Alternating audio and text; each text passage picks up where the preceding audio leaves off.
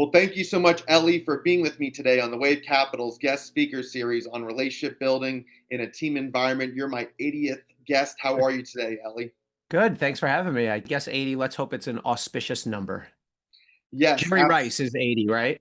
I see the yes, football stuff behind you. yes. All Jerry right. Rice is number 80. We'll That try to is keep correct. his level of excellence in mind then. Sure, absolutely. Yes, 80 is a milestone podcast for the speaker series. And yeah, speaking of Jerry Rice, I did meet him when I worked at ESPN many years ago. When you think of relationship building in a team environment, what does it mean to you and what has it meant for your professional career? I think it's an important aspect of what we do. It's part of it is just common sense. Just, be decent to people, be responsive. TV and media are competitive environments, and you can stand out with just a bit of basic courtesy. Like I'll give you a couple examples.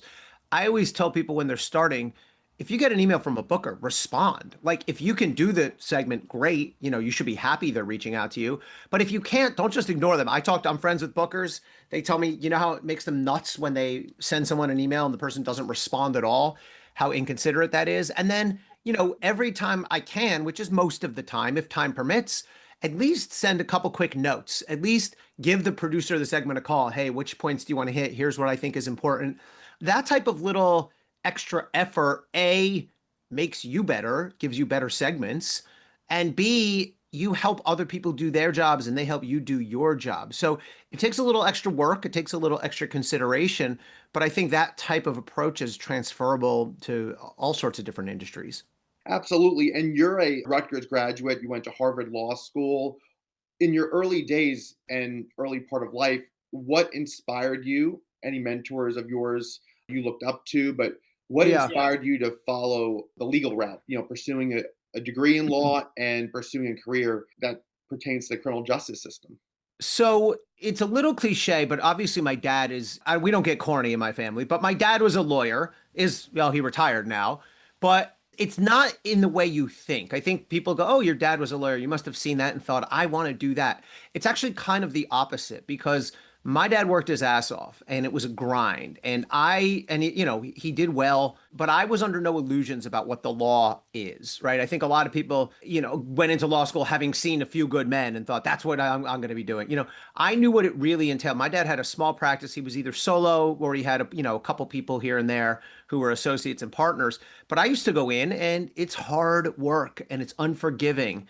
And I would help him when I was a kid, when I was 10 or 11, move file boxes around and that kind of thing. My first ever paid job was when he had one of these offices in like the suburbs in a house that was zoned for business and it would flood. The basement flooded. And so I came in and I spent 2 full days. They just, when it flooded, pulling boxes out and like reshuffling them and putting all the files back in place and everything. So I mean that to say I understood the value of hard work from my dad, but I went into the law with a very clear vision of what it meant to really practice. And, when I was in law school, I knew I wanted to practice law. By the way, not everyone at law school wants to practice law. Like a lot of people are like, I just want to go at the time, I want to go into .coms. Now I'm sure it's, venture capital or finance. And even people who did want to practice law, a lot of them wanted to be corporate side. I knew I wanted to be litigator in the courtroom. And my sort of ultimate job that I had in mind was becoming a prosecutor, ideally with DOJ, which is something I was lucky to do. This whole media thing was never part of the plan. That just happened sort of the way that the chips fell. So, but I do love being a prosecutor and I love what I'm doing now in different ways, but equally, or maybe even more now. I don't know. Yes, absolutely. That's such a great answer. And thank you so much for walking me through all that. And, Jeffrey Tubin, also a Harvard Law School graduate. A lot of Ivy Leaguers, they pursue law and they're known to be in the tops of their profession. But for someone like you end up in media, which is wonderful. And CNN is, I'm sure, very lucky to have you and welcomes all of your opinions, thoughts. I certainly have taken a liking to your analysis on CNN, an avid CNN Thanks. watcher. I know some people personally at the network and who have also been a graduate of my journalism school at the UNC Husband School of Journalism and Media. But you were also the assistant U.S. attorney in the Southern District of New York. Talk to me about those years being the assistant U.S. attorney and really how it shaped the rest of your career. Would you consider that to be a pivotal moment in your career? Oh, sure. So a couple things. First of all, you said something like Ivy Leaguers. Like, yes, I went to Harvard Law, but I went to Rutgers College. I went to my state university. I never went to a private school until Harvard Law. I mean, I went to public K to 12, public college. So I take pride in that. It's weird that I guess that I'm pushing back against being lumped in as an Ivy Leaguer, but alas. Be clear, I was an assistant U.S. attorney. I wasn't like number two or anything in the office. You have each of these offices has a U.S. attorney, and then in the SDNY, we had maybe 150 criminal prosecutors at a time. I was one of those 150. And it's the dream job. If you want to be a real lawyer, a courtroom lawyer, you're in court every day, you're trying cases. I ended up becoming the chief of organized crime unit. And I did things that were out of a movie, better than a movie, but real life. I tried bosses, capos on racketeering, murder, 4 or 5 guys at a time, flipped guys. I mean, you have wild adventures beyond what you could. I mean, there were many moments when I would just think, I can't believe this is real. I can't believe I'm sitting in a maximum security prison talking to a murderer trying to flip him. I can't believe I'm about to get a jury verdict on whether this boss is guilty of racketeering and murder. I mean, I can't believe I'm about to argue a case in front of the Second Circuit. And so it's sort of like somebody wrote a piece a few years ago. I forget if it was maybe the New Yorker, where they called the SDNY like ninja school for lawyers. Like, you go to get your advanced degree in it. And there is something to that. So it's just a great, great job. And because you're doing important work, like you're not making as much money as your colleagues who are in firms. Most of us go to the SDNY from firms. That's what I did. And so you take a pay cut, but it's more than worth it. Yes. And when you were having to try cases and being in a courtroom with people who have committed serious crimes and being a part of the mafia, was that intimidating? Not from the standpoint of being afraid, but was it intimidating knowing that you're sharing the courtroom with some of the most hardened criminals that Well, this country's ever seen? a trial itself is terrifying. I mean, how many professions are there where you work around the clock for months getting ready for something, you battle it out, and then there's someone declared a winner and a loser, right? I mean, maybe boxing, UFC, and this, right? And so you're so invested and you've worked so hard, and the stakes at trial are so high, and it's so unpredictable that, your stress hormones are on full blast the whole time. I never ever felt personally afraid or threatened of any gangster, anyone. There's a lot of reasons for that, but one of them is it's against the mob rules to try to do anything to a prosecutor or a cop or a judge. They break their own rules all the time, for sure. But this one, they really do pretty much observe. There have been isolated instances dating back many years, but it wouldn't make any sense for them to do anything to me. Also, like, I never made it personal with these guys. I mean, I respected the process. They knew what I was there to be a pro. I was there to win the case, but I didn't feel any particular need to humiliate anyone or make them suffer beyond the consequences of a conviction. So I wasn't the type. Someone told me once early on, you got to get in that defendant's face and point your finger and say, "This sleazebag." That wasn't my style. I didn't need it. It didn't work. It worked better to just treat people with respect, even if they're defendants, and to do your job in a business-like manner. So that's always how I approach it. So no, never got threatened, never scared. The person who's more likely to do something isn't necessarily like the hardened gangster killer. It's going to be the guy who's maybe a little bit off, who you had in some tiny case that you forgot about your first year. That's a little more nerve-wracking, I think. Sure, that makes perfect sense. Somebody you would least expect is typically the one who could be the problem, or somebody you don't hear much of Yeah. or much from. When I was talking to both your colleagues at CNN, Jeffrey Toobin and Joey Jackson, also both members of the legal community, they were talking to me about specific cases that were very memorable to them, where they felt like they learned so much from. Are there any cases, Elie, that come to mind where you're like, I'm really prideful that I won that case? Well, I mean, you take pride in all your cases. I did a bunch of mob cases, which are like stuff out of movies, but the one that I remember that I guess, most proud of now is a human trafficking case that came to me when it was in my second or third year at the office. No one wanted to do it. And I know that because the agent who put this case together had been kicked from one AUSA to another. AUSAs are really good. When we don't want to do a case, we find any excuse. Oh, I need to reassign it. Sorry, I can't. And so I was maybe the third or fourth even AUSA to get this case. So that's always a sure sign that it's a mess. And it turned out that we made a case against 30 plus, I think it was 30, 33, 34 defendants who were running a massive human trafficking ring. What they were doing is they were smuggling women in from South Korea illegally. They were telling these women, young women, not underage, but 20, 22, 24. They were telling these women, we will get you into this is 15 years ago. We will get you into the United States and you will then owe us $10,000, which you will work off by working in a restaurant or bussing tables or working in a hotel or something like that. When the women got here and they would smuggle them in through all different ways, the deal would be changed on them, right? Because they have no power. What are they going to do? And suddenly the 10,000 that they owed, they were told, would be now 30,000. And by the way, the smugglers would tell them, we're not going to wait for you to make, $50 a night waiting tables. You're going to work as a sex worker. And so these women were essentially kept in bondage, more or less, at times physically, at other times like locked in basements and boiler rooms. And they were made to work in this series of brothels, basically, throughout the United States, really stretching. We took down, in this case, I think we went as far south as Maryland or Virginia, North Carolina, actually, and as far north as Rhode Island. So we hit 14 of these spots in one day. We recovered 70 victims, 70 women, all of whom were being, abused, sexually abused, restrained, that kind of thing. And we ended up trying a whole bunch, a bunch of the people pled guilty. We tried 5 of them at once and convicted all of them. And that was a difficult case, but it was not a cookie cutter case. Like so much of what you do as a prosecutor, if you're doing an armed robbery case, the guy next door definitely has an armed robbery indictment. You can just copy and paste. We didn't know what we were doing. I mean, nobody had charged this kind of thing at the time. And it was a huge case and it was incredibly difficult. Everything had to go through interpreters because it was all spoken in Korean. And, we found and saved 70 victims. So that's one that I'm proud of.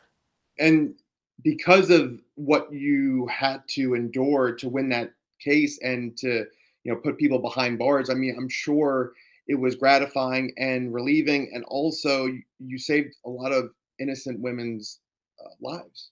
Yeah. I mean, I will say though, yes, thank you. But, some of the women were not thrilled. I mean, some of them were scared that they were in trouble when we came in, right? They see law enforcement, they know. And some of them wanted to go home. Some of them just said, I don't want to testify in your trial. I don't want to testify against these people who I know. Just send me home. And so we had to sort of sort through them and figure out who we could send home and who we still needed as a witness. We honored their wishes to the best of our ability. But yeah, you do have a real impact in a tangible way on people's lives. Like the murder cases I did, I mean, the families are usually there, the families of the victim. And this is their only chance to get some sort of accountability and justice for what was done. Sure. Well, thank you for sharing that with me. And I'm sure it was a very emotional case to work on, but because of you, it made a difference in, that coming to a conclusion and breaking all of that criminal related activity up and again, saving those women's lives. Thanks. When you think of the books you've written, and I know that your book is coming out this September, When You Come at the King, and talking about and highlighting from President Nixon to President Trump. Talk me about that book, how many hours or how much research you had to do to get that book into successful distribution and soon to be on everybody's, hopefully coffee tables and side tables and buying in bookstores. So tell me about that book and your previous books that you've written, because it's not your first book. Yeah, this is my 3rd book with HarperCollins. And I will say, because I know this is about sort of thriving in a team environment, same team basically every time. I have never had a book. Well, I briefly had a book agent, but it didn't really go anywhere. All of this happened without any agents involved. Eric Nelson, who's my editor at HarperCollins, DM'd me on Twitter in 2020. I never met him. He saw me on TV and he DM'd me. It's something like, I quote it in the acknowledgments of this book. It was something like, hey, would you be interested in writing a book about Bill Barr, which was my first book? And I figured out who he was. He's an editor for a lot of people who write books in this space. And I said, yup. And a couple days later, we talked on the phone. And a couple days after that, we had a deal. And 5 years later, we now have our 3rd book. It's a small team. Everyone has different processes when they write. I like to get all my thoughts, just get them out on paper or on the screen, and then craft, edit till it's sharp. And that's how I do even my short form pieces for New York Magazine. I worked with a very small team. Eric edited me, but he barely touches what I write. All he does is encourage me, give me very, very broad guidance, but he won't line edit it. There's people at Harper who will fly spec it and that kind of thing. I hired a team of 3 researchers and 1 fact checker. You have to do that on your own. I hired 2 young recent college grads who work at CNN, another one who I taught at Rutgers, who's now at Harvard Law, same as I was. And then I used a fact checker from CNN who I paid separately to do it, outside of work hours. And so it's this very small team of 4 or 5 people putting this massive piece of work together. This book here was the most fun to research and write because what I did in this book is I interviewed firsthand participants, 35 or so people who were actually involved in these cases, as far back as Watergate, all the way up to Jack Smith, which just ended, last year. Getting to hear their first person perspectives, which are in the book, about controversial moments, about dramatic moments. What was it like defending the president? What was it like when you questioned the president? What was it like when you were tried? I talked to a couple people who were put on trial by special counsel.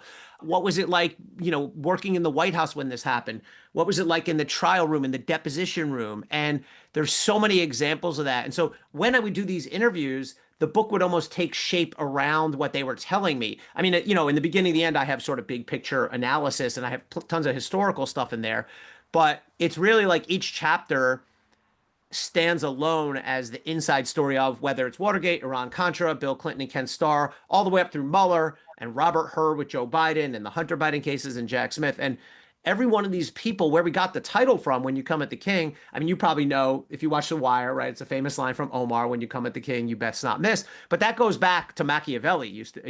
That's an ancient saying.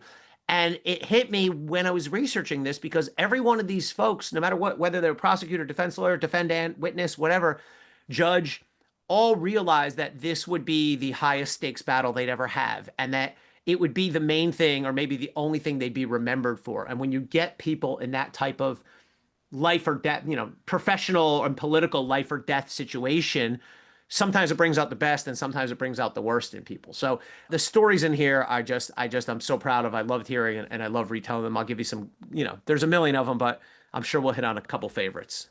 Sure, sure. And, thank you for that rendition for my audience and me of, and when I say rendition, it's the rendition because you wrote the book and you're going to be able to give better than anybody the best summary of all the different cases and all the different elements of our country's history when it comes to the presidents that we've had and all of the big monumental developments from Watergate to present day. And I remember watching, especially the last couple of years, with your CNN coverage with respect to Jack Smith and all the different cases that were brought against, former President Trump during the 4 years that President Biden was in office.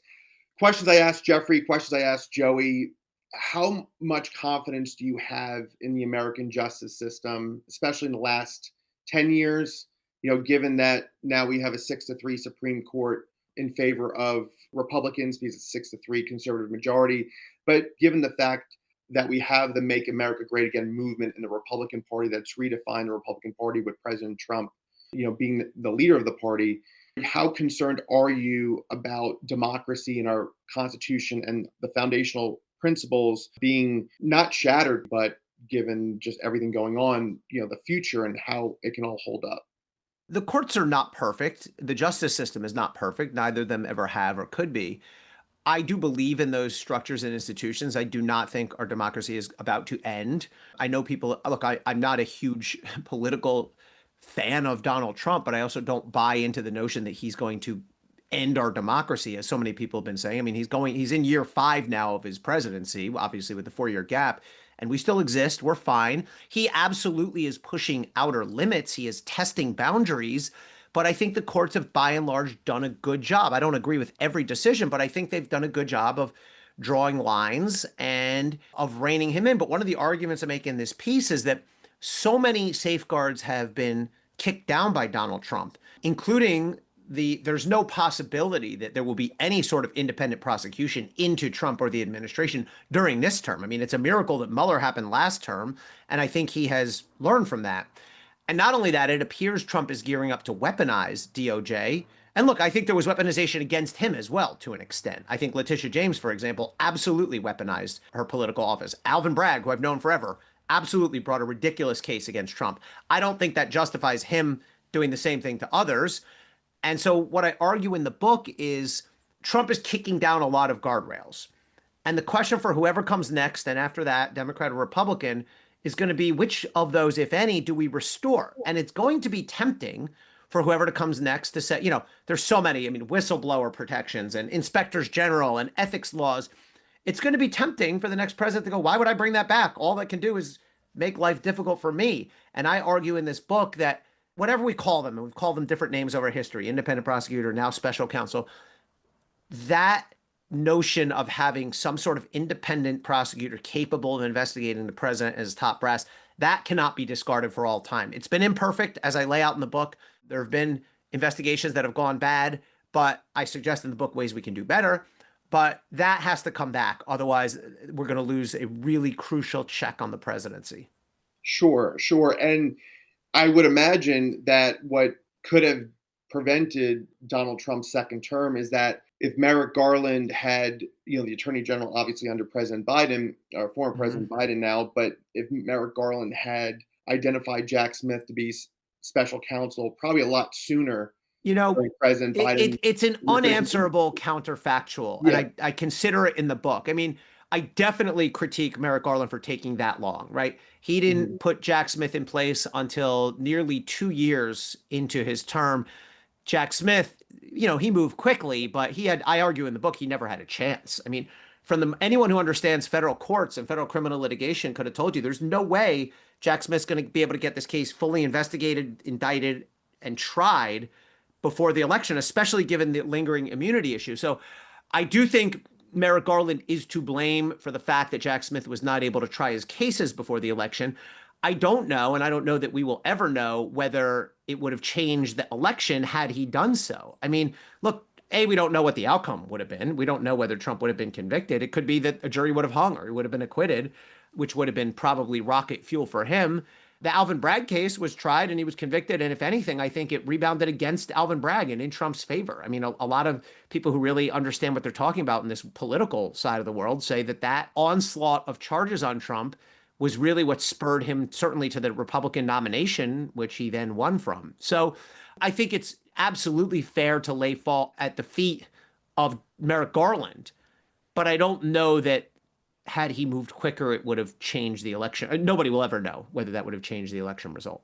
Sure. And those are all valid points, Elie. I really appreciate you sharing that for my audience and me at home, because when I think of, the election subversion case in Georgia, the classified documents, President Trump willfully withholding those documents, January 6th, and then obviously you mentioned Alvin Bragg's case in New York, because President Trump pardoned over 1,500 January 6th insurrectionists, it's very damning that January 6th had to be dismissed and that case did not reach its full conclusion. The case in Georgia, classified documents case, also really upsetting that those cases did not, reach full conclusion. But when you have something like January 6th, the heinous criminal acts, attacking police officers, charging through the Capitol, damaging, really attacking the symbol of democracy, our nation's capital.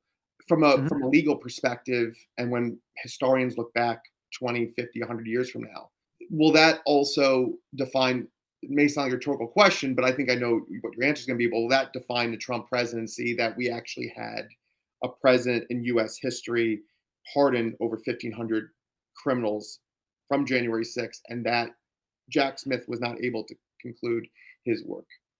Oh, sure. I think the pardons of January 6th rioters were historic disgraces, and I don't think they will age well in history. I don't think they aged well right away. Even Trump's defenders are sort of always on their heels to explain that. I don't think any January 6th pardon would have been warranted, but at a minimum, he could have separated the violent from the nonviolent offenders. But I don't think that he will ever be able to explain that. I talked to Donald Trump's lawyers for this book. I also talked to lawyers for Hunter Biden, Joe Biden. I talked to prosecutors on various teams. The lawyers for Trump make a case in the book, though, that Jack Smith went, and I think there's some fairness to this. There's no denying Jack Smith was in a mad dash to get his case tried before the election, right? Nobody can, in good faith, say he didn't care about getting it in before the election, yet he wouldn't ever admit that that was his motivation in court. But some of the things Jack Smith asked the court to do, I think were unfair and probably unconstitutional. I'll give you an example. He indicted his case in the summer, I want to say August of 2023. And he asked the court to hold a trial 5 months later in January of 2024. That's ridiculous. This is a 13 million page case of discovery. The defense is entitled to go through the discovery. There's no physical way they could have ever gone through all that discovery in time. And Jack Smith didn't care. The average case in DC, federal felony case, run of the mill case, guns, drugs, whatever, the defendant gets 28 months, 2 years and 4 months to prepare for trial. Yet Donald Trump, in an extraordinarily complicated case, according to Jack Smith, should have been given 5 months. That's outrageous. And, I sort of fault Smith, but he was in a no-win situation. I mean, if he had played this according to the normal clock, he would have had no chance to try Trump before the election. As it ended up, he didn't get it done anyway. But I think there are valid criticisms of Jack Smith, and that's one of them. Some of his team expressed, look, they believed in the guy, but Abbe Lowell, who is a well-known, primarily Democratic power lawyer, he represented Hunter Biden, although he's had a few Republican clients, but he's largely represented Democratic interests over the year. He was critical of Smith in the book. And this is no Republican, and this is, God knows, no Trump fan, but he had done cases earlier with Jack Smith, and he said, look, the guy's a guided missile, and he's zealous, maybe, I'm paraphrasing here, maybe overzealous to a point that may have backfired on him. And Trump's lawyer said to me, while we disagreed with everything the guy did, he was the best possible person who could have reinvigorated Trump's campaign. The Trump lawyer says they couldn't have picked a better guy if they put Darth Vader in as the prosecutor, because he was a fire breather and he was full of brimstone and he overdid it. And there's an account in the book of what happened when Trump's lawyers went in to meet with Jack Smith's lawyers just days before the indictment. And it's kind of ugly what went down between them. Yeah. And it's, like you said, it was a no-win situation. By the way, Jack Smith declined to speak with me for the book. Understandably. Oh, he did. I should add, I mean, as much as I have been critical of Jack Smith, I think Trump's current efforts to investigate Jack Smith are ridiculous and dangerous. I mean, we can critique Jack Smith's performance as a prosecutor. That guy didn't do anything criminal, certainly not that I've ever seen or am aware of. And the fact that they're now weaponizing DOJ to go after him and others, Letitia James, who I largely disagree with, but this is weaponization as well, maybe even worse, because you're going after prosecutors who are trying to do their jobs. Are you shocked that he declined? You mean Jack Smith? Yeah. He declined to talk to me for the book. No, because he has, I mean, in part because he hasn't ever talked to anybody in public, in the media that I know of. He's never done an interview with 60 Minutes or anything like that. B, he has legal jeopardy. I mean, he's now being investigated for ethics violations. He's being investigated by DOJ. So if I was his lawyer, I would tell him, no, you're not talking to anyone in public. So no, I don't fault him for that, but I certainly had to give him the opportunity. Sure, of course. And talk to me about your previous books, because you had also wrote a book about former Attorney General Bill Barr, and obviously him and Jeff Sessions were the two attorney generals during Trump's first term. Yeah. How much did you learn writing about Bill Barr, and what were things he could have done differently or to try to stop some of the things that Trump ultimately did in his first term? So the first book is very critical of Bill Barr. It's called Hatchet Man: How Bill Barr Broke the Prosecutor's Code and Corrupted the Justice Department. Although now he seems less bad in retrospect, given some of what we're seeing from Pam Bondi. Bill Barr was a dishonest, politically motivated operator. He, for example, most famously distorted the findings in Mueller's report. Rather than issue the summaries Mueller had prepared, Bill Barr put out a highly distorted 4-page summary. By the way, I talked to those prosecutors from Mueller's team who were still to this day furious and feel like Barr betrayed them and misrepresented their case.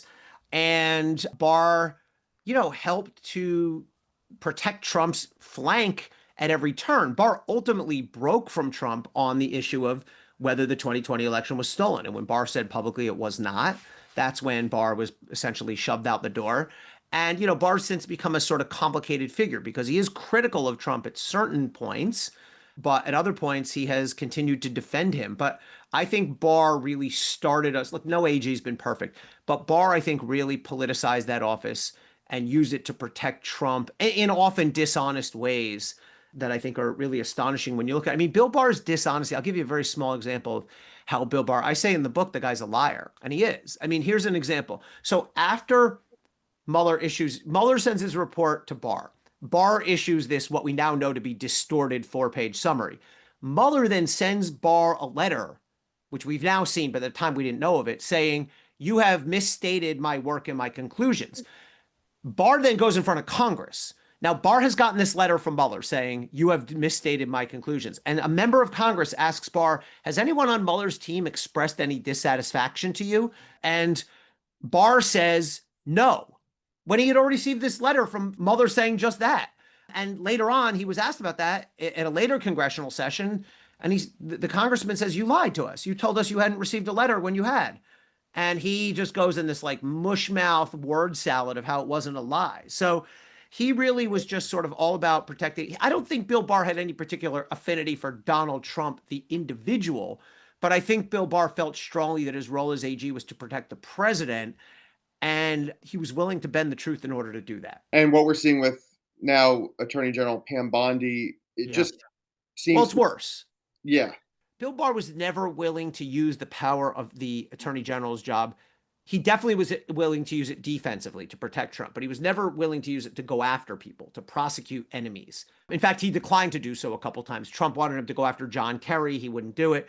Trump wanted him to go after Hunter Biden, which he did, but they didn't leak it. Trump was pissed that when he found out later that Barr hadn't leaked it. What Bondi is doing is A, refusing to look at anything that might harm Trump, and B, like aggressively going after anyone who's deemed a political adversary. So I think what Bondi's doing is worse and more dangerous.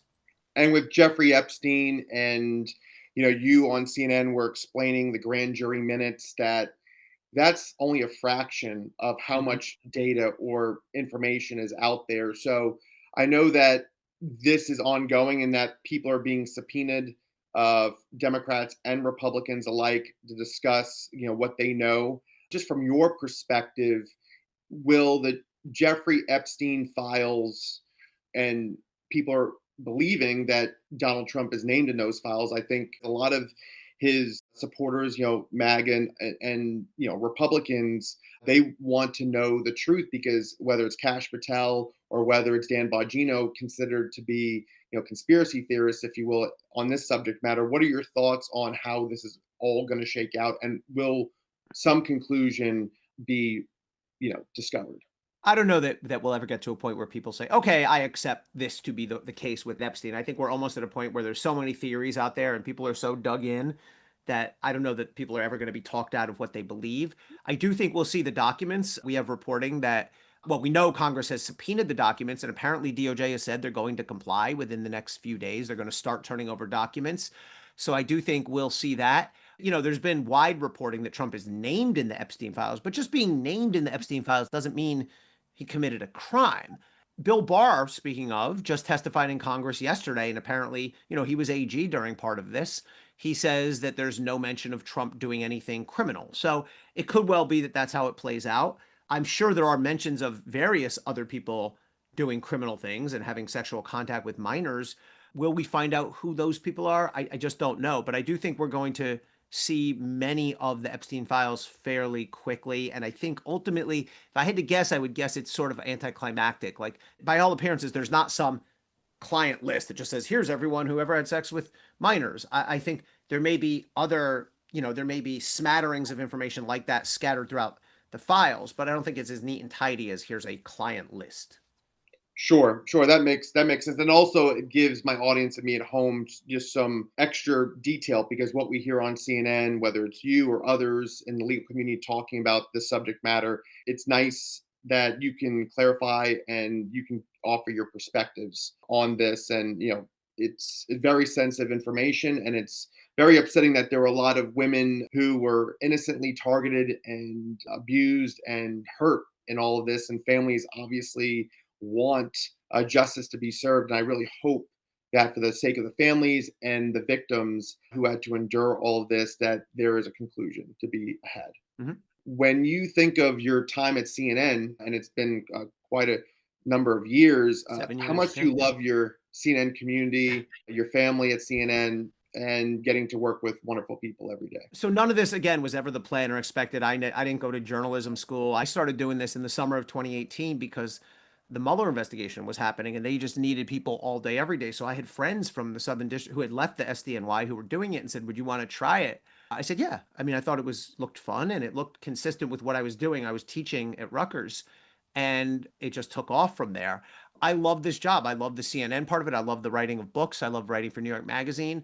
The CNN family, I mean, man, it truly, it's cliche to say, but it really is a family. I mean, you're in this together. Like, you have to figure these things out on the fly. It all works together. And I always go out of my way to be friends with and talk to everyone, whether it's the guys on the stage, the makeup people, the sound people, the engineers, the people who run our digital stuff, our website. Like, it's such a complicated, multifaceted machine.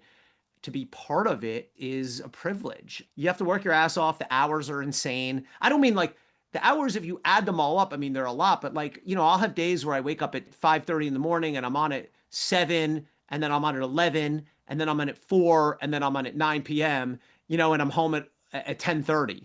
So it's like the hours are strange and it's unpredictable. You never know when the phone's going to ring and something. Where are you? How quick can you get in front of a camera? But it's a thrill to be able to explain this stuff to a national or international audience and to get to help them understand. That to me is the highest value I can bring, to make this stuff understandable and interesting to normal people. I mean, that's who watches us, normal people. Yes, politicians watch us and all that, but by and large, it's normal people who care about this world. And it's a privilege to do it. And you can't ever, I never take any appearance for granted. I mean, I think it was Joe DiMaggio or something. Not that I'm comparing myself by any means to Joe DiMaggio, but you probably know where this is going, Garrett, as a sports fan, right? He said something like, every time I get up to bat, there's 60,000 people in the stadium watching, and it could be a kid watching for the first time. It's not exactly the same thing, but I mean, every time I'm on CNN, even if it's our least watched hours, there's way more than 60,000 people watching, and you need to deliver. So I work hard at it, but it's easy to work hard if you care and if you love the work. And, it was not planned. It was just a stroke of fortune, a strike of lightning. And I've ridden it for 7 years now, and I'm grateful for it. Yeah, that's wonderful, Elie. I really appreciate you sharing all that. And I'm glad you brought up Joe DiMaggio. Michael Jordan and the late Kobe Bryant said the same thing, that Yeah. there could be somebody, in the stands watching me play. So I have to be on it, 110%. I mean, that's Yeah. really And what look, their mentality was. and similar to what they said, there's days when it's like, okay, I've been on 5 times today, and now they need me to do one more hit at 11:15 p.m. And it's like, trust me, there's a temptation to be like, I'm tired, it's late, and just like, I don't know, let me just sort of get through this one. But you can't. You just, even in our least watched times, there's hundreds of thousands of people watching. And it's your professional reputation at stake. Each time, look, we're live. I mean, other than Saturday Night Live and sports, there's nothing else on TV that's live. So you're on a wire. You're on a high wire every day. I mean, you get used to it, and sometimes, you can embrace it and use it to your advantage. But man, if you go in there not prepped, it's going to show. And I've seen people do that. So yeah, you can't take it for granted. Well, every time you speak on CNN, you never miss a beat. You're very clear, concise. I mean, you Thank you. explain it very well. I mean, you're very Thanks. detailed, but you explain in a way that's very comprehensive. So, does it matter who might be listening? Someone who is in your profession, another legal scholar, someone who may not have a law degree, and they're a layperson who might not understand the inner workings of how the law works, but you break it Right. down for everybody. So, Well, the key is to explain without dumbing down, right? One thing I always think about is like, who is your target audience? Like, who do you imagine yourself speaking to? And I imagine sort of one of two. I imagine like my mom's friends who are, suburban women, smart, not necessarily lawyers or whatever. And I teach college undergrads who are very interested and excited about this stuff, but also, again, none of them have been to law school or anything like that. So I sort of, in fact, teaching them is actually good practice and good reps for being on TV and vice versa. So that's sort of how you think about it. It's funny because I just recorded the audiobook for the new book, and it took, the better part of a week. And my editor gave me really good advice. He said, you're not reading your book, you're telling the story that's in the book. And think about some specific person who you're telling your story to. I found that to be really helpful. yeah, that's great advice. Absolutely wonderful advice. And it's nice to hear, it's refreshing to hear that you teach at the undergraduate level at Rutgers, where you went undergrad. Yeah. And it must mean a lot to you knowing that you're not only teaching and informing, but you're mentoring. I mean, Oh, Do your students come up to you and say, It's the best thing ever. I yeah, mean, look, these kids become like my kids. I have a couple of my actual own, but I've been teaching now, it's been 5, 6 years. And I have students who have gone not only to, I write a million, this is the time of year, I have like law school letters. You can't even believe how many I get asked to write. I tell the students, don't be shy. I'm happy to write them for you. Come on in. But I have students who are in law school now. I have students who have gone through law school and are now prosecutors and working at the FBI and working at DOJ and working at big law firms. And they, not all, but a lot of them stay in touch. There is nothing better than getting that email or that DM or that text from someone who one of my students just got hired at the Manhattan DA. A couple of my students just got internships at the governor's office. One of my students just got into Harvard Law. I mean, another student just got a scholarship to, gosh, I want to say Vanderbilt or something like that. It's just, there's nothing better than that. And it's funny because when people hear that I teach, they go, oh, law school? I go, no, undergrads. But it's great because you're shaping these kids forever. They're going to remember this experience and take it with them. I mean, a lot of them have written about that and talked to me about that. So it's the best. yeah, that's incredible. And I was born in Hackensack, New Jersey. Ah, My parents went to Fairleigh Dickinson University in Teaneck. My dad grew up in Fort Lee, New Jersey. My mom yeah. grew up in the Bronx, and then my parents actually met for the first time their senior year in high school. They married about over a decade later, and then I was lived in New Jersey for 4 years, but then we moved Oh, to Florida. Grew up in Florida, but I've lived in D.C., Atlanta, Charlotte, all of North Carolina because I went to school at the University of North Carolina, Chapel Hill. Lived in right. Bristol, Connecticut, but my time in Washington, D.C., living in D.C., interning for a U.S. Congressman from North Carolina. I mentioned I worked at ESPN, NBC Universal, but I have a lot of contacts in D.C. People have worked at the State Department, people Mhm. who have worked at the White House, people have worked at the Pentagon, and there's something magical about D.C. I know sometimes it gets a bad rap just with all the polarized nature of the city and just the political division, the divisiveness that our country is going through, but I hope we see better days ahead, for our country. Yeah. Yeah, I mean, I love DC as well. I don't know. I don't know what the I mean, look, Donald Trump, I think we can agree, is a uniquely polarizing figure in that the people who love him, and the people who hate him, hate him. And it can be hard. And one of the things I do on air that I think surprises people in a good way is like, I'm not ideologically driven or predictable. And I would love to see more people who love and support Donald Trump be willing to say, I support the guy, but I think he's wrong on this. And vice versa. I'd like to see some of the people who hate him be able to say, he's got a point on that, or he's may have a good approach on something or other. And it can't be that whether it's Donald Trump or Joe Biden, let's just take the last two, can possibly be right on everything or wrong on everything. And the people I really look up to in media are those people who have been straight shooters and don't play politics. I'm talking about someone like John King at CNN, Michael Smerconish, Dan Abrams, people who Jake Tapper, who are unafraid to call it out no matter who's doing it and are not ideologically driven. There's many more, but those are the first few that popped into my mind. Yes, absolutely. And I've been interviewed on cable network television myself, local news, digital news platforms. I actually was featured on Michael Smerconish's Oh, CNN show. I'll have to send you the link, but what'd you do with Michael? he read my tweet last year on one of his segments, and my tweet had to do with, based upon like the evolutionary track of the Democratic and Republican parties, how much will the parties evolve after the Oh, 2024 election? And Michael wasn't sure if the Democratic Party would evolve just as much as the Republican Party. And yeah. I'll have to send you the link offline. Yeah, I love when I've been on his show and I've told him we can do tweets. I can respond on the spot. I fill in for him on radio. So you get good, and Dan Abrams, you get good reps just talking to normal people. I mean, I filled in for Dan yesterday and it was an hour's worth of phone calls from real people in North Carolina, in Wyoming, in Ohio.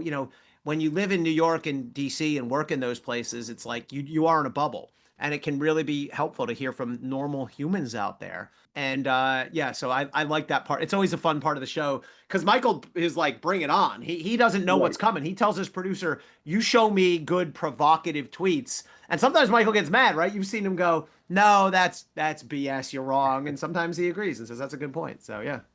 And that's awesome that you get to be a part of his show, as a contributor or like Yeah. actually getting to Both. speak with people. He felt that the MAGA movement would outlast Trump, where some people thought it would. I mean, do you Yeah, I don't believe? know. What do you think? I don't know. So I'm always comfortable saying, no, I don't think anybody knows. Well, I do think that there is a Trump specific element to it. Like it doesn't work. There's a cult of personality around Trump. It won't necessarily translate to the next guy, whether it's J.D. Vance or whoever else. But I do think a lot of the values and approaches Trump has taken, people will emulate. And people, to some extent, you see Democrats saying we need to be more Trumpy, not on the policy, but we need to be more plain spoken. We need to shoot from the hip and be more instinctive in what we do rather than so pre-planned. That's in fact a very common. They won't say we want to be like Trump, but that's what they're really saying. When you see Gavin Newsom, cursing and being all uninhibited or trying to act like he's uninhibited, there's really a movement towards the Trumpian approach to politics. So I think, look, the guy, like it or not, he's the most influential political figure in the United States of the 21st century. I mean, by far, influential can be for, doesn't necessarily mean good or bad. And maybe dating back a long time before that, who has changed our politics, again, for better and worse, more than Donald Trump. So I don't, what happens next? I'll tell you this: we haven't known when the Trump endpoint would be. It's always been can he survive? Can he win in 2016? Okay, he won in 2016. Can he win in 2020? Will he come back? Will the cases befall him or not? Now we know. Like January 2029, he will be done. And no, he's not running for a third term. That's crazy talk. It's crazy to even, he's not serious about that. So where do we go from there? Who takes over? What type of politics prevails? I have no idea.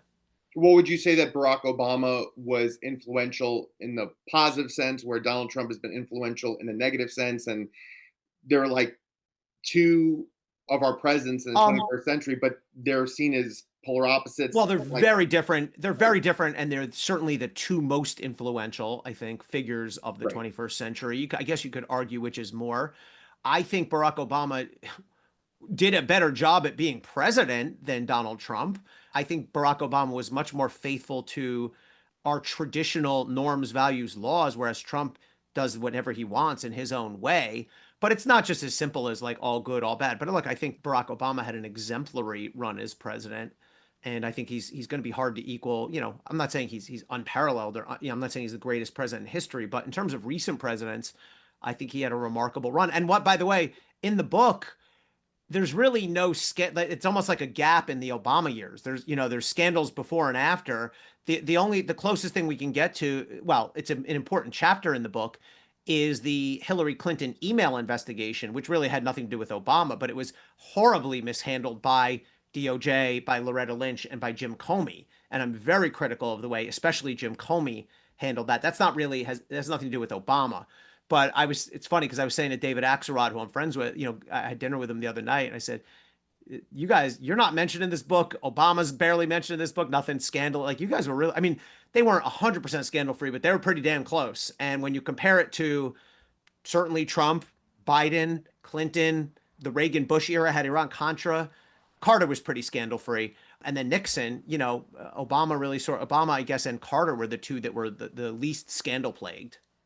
It seems to me that, and Democratic Party is not perfect, but it seems to me like Republican administrations have had, more controversy, perhaps from a public Yeah. policy perspective. I mean, you think about Watergate with Nixon, Reagan had his issues, and the Bush years. I mean, when you think of just what led up to the Great Recession, mismanaging Hurricane Katrina, I mean, there are other things, deregulating Wall Street, if you will. I mean, you can think of some other Yeah. examples. And then you have the Trump years. I believe that the Democratic Party is seen as more of the higher morals and ethics. But again, I'm not trying in any way, shape, or form disparaging the Republican Party and saying Yeah, there's I no don't morals I or don't sign on to the morals and ethics part, but let me talk about with respect to the book. I mean, if you were to yeah. try to quantify or do a scorecard of which party's been engaged, had more scandals in it, I think, going back to Watergate, I think Republicans have had more. I mean, just like numerically, objectively. I mean, Nixon and Trump, if you had to rank the scandalousness of the administrations, it would probably go Nixon and Trump, followed by Clinton, probably followed by Biden, and then George W. Bush, and then Obama and Carter at close to zero. So Yeah, I mean, I think objectively, Republicans have had more scandal and criminal adjacent scandal than Democrats. And does it bother you? Because it bothers me that, throughout the years that we as a human race live on Earth, like to the end of time, that in history books, whether or not, and you pointed to Alvin Bragg's case in the beginning, that Alvin Bragg, by presiding over that case and Trump being convicted with 34 felony counts, that he is the only U.S. president to date who has been a convicted felon serving in this office. And whether or not, Class C felonies, low level felonies, felonies nonetheless, but given how polarizing all four cases were, especially that one, but that was the only one that was able to get to a conclusion. It just, to me, it just sets a bad precedent that years in the future, because the Supreme Court did give Donald Trump presidential immunity or degree of presidential immunity. Mm-hmm. I hope that Republicans and Democrats in the future, no matter who's in office, that we can get back to the societal norms, or like the typical procedures of what a president should be when it comes to integrity and character and Well, being fit to serve in office. I agree. We want presidents who have all those things. But look, I have serious criticisms of Alvin Bragg's prosecution. I do think it was politically motivated. I don't think he would have charged anyone else. No other human being in history has been charged with a federal campaign finance crime in state court. Various prosecutors passed on that case before Alvin took it.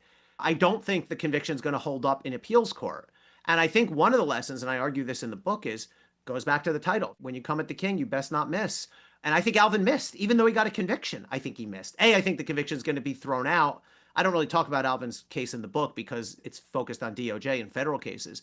But I think the case is going to get thrown out. B, every conservative, every Trump supporter, most moderates, and even some liberals agree that the way Bragg put this case together is unconstitutional. And I think one of the lessons is prosecutors need to respect their boundaries. And that when you start pursuing somebody because of who they are, or because you're trying to damage them politically, you're going down a dangerous path, not only for them, but for you and your party as well. Yes. And, with President Biden and how those 4 years, led to Donald Trump getting back into the White House, how much do you put attention to, or how much time do you focus on whether or not President Biden was, to many who don't support him, that he was not capable of, serving in office? In my opinion, I believe that he obviously got older. Perhaps cognitively, he's not as sharp as, let's say, if he was a younger man, but it was a big distraction, if you will. And will there be any, legality or any issues, going forward? Because I know that, Yeah. there are people in the Biden administration who are testifying because Republicans want them to talk about, was there some type of cover up? But, Yeah. is there any merit to that? Well, I don't think there's any criminality here, but I read Jake Tapper and Alex Thompson's book, and I think it makes a case beyond dispute that he was not fit to do another 4 years, let's say that, and that there were conscious efforts to, yes, cover up some of his deficiencies. I don't think he was incompetent to the point where like the 25th Amendment would have kicked in during his first term. I think he was getting towards that at the very end, and I think it will go down as a historical disgrace that he and others tried to tell us all that he was capable. Can you imagine Joe Biden serving now, that this Joe Biden until 2029? There's no way. And, Jake and Alex's book goes into the what and the why and the how of it. But look, I think Democrats ought to be furious at Joe Biden. And I don't understand Democrats who are like, you can't criticize anything that our leaders have ever done. Like, to make a sports analogy, what I've said to friends is, if you were a fan, a diehard fan of a football team that went 4-13 and just got their butts kicked, and, would your position be nobody's allowed to question our head coach or our GM? Or would your position be we might need to fix who's running this team and how they're running it, right? I mean, of course it would be the latter. And so there was this defensiveness around Joe Biden that I think contributed to this like effort to paint him as competent to again, I don't buy into these auto pen theories and he wasn't running the White House. I think he was competent enough to get by in the latter stages of his term. But I think the fact that he and his handlers tried to tell us that he was fully competent to do another 4 years is preposterous, and I think has been soundly disproven. And just feeling that pressure, probably the White House press secretary and just the communications team feeling that pressure from right wing media, just pounding them every day. And you and I have never worked in the White House, but just understanding what pressure there might have been felt in there to make sure that there weren't any distractions and trying to just put their best foot forward every day. Last question before we depart from our interview. What Yeah. does family mean to you? You say you have a couple of Huh. kids and you're happily Uh, married. So, what is the nucleus of your family? What does that mean to you from a yeah. relationship building perspective, and I how mean, much that has helped you, in life? we have a very tight knit family. I grew up in South Jersey. My mom and dad still together, live in the same house. I'm the oldest of three boys and still close with both my brothers. I now have, I've been married 21 years, I guess. I have a 20-year-old son, an 18-year-old daughter, both going off to college, two nieces, two nephews, the whole thing. And I mean, what can I say about family that hasn't been said? I mean, that's what it's about. So very grateful for all of them. That's wonderful. And yes, I've been happily married to my wife almost 5 years. Will be December 12th would be this year will be our fifth wedding anniversary. We have a 2.5 year Kids? old son who'll be All right. 3 in November. And then my wife is 9 weeks pregnant. So we have another one Oh, on the way. congratulations. How great. What do you have, boy or girl so far? We have our 2.5 year old son. We'll find out the gender of the child on the way in the next few weeks. We can find out at 12 weeks. Well, either way, the great thing about those finding out gender, we found out both in advance, is you can't lose. No Yeah, matter which, you're thrilled. So, yeah, yeah, good. that's Well, awesome. congratulations. That's awesome. Well, thank you so much, Elie, for being with me today on the Wave Capital's guest Thanks, speaker Garrett. series. You're very welcome. I hope you have a wonderful rest of your day and take care. And I look forward to our episode airing soon. Thanks, Garrett. I appreciate it. Thanks for your time. Good talking to you. Yes, excellent All talking right. to you as Take well. care. Take care. Bye bye.